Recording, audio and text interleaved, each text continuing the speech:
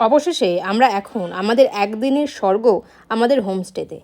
সারাদিনের ধকল কাটিয়ে সবাই একটু ফ্রেশ হয়ে আমরা বিকাল প্রায় 4:30 সময় দুপুরের খাবার খেতে গেলাম।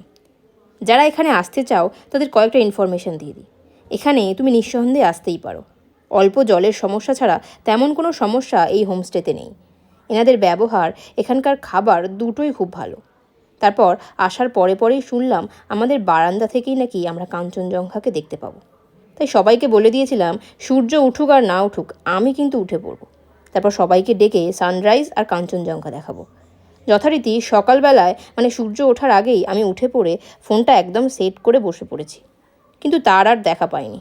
তাই একরাশ হতাশা নিয়ে আমরা আজকের সকালের ব্রেকফাস্ট সেরে বেরিয়ে পড়লাম, কারণ এখনও আমাদের পাহাড়ের রানীকে দেখা বাকি আছে।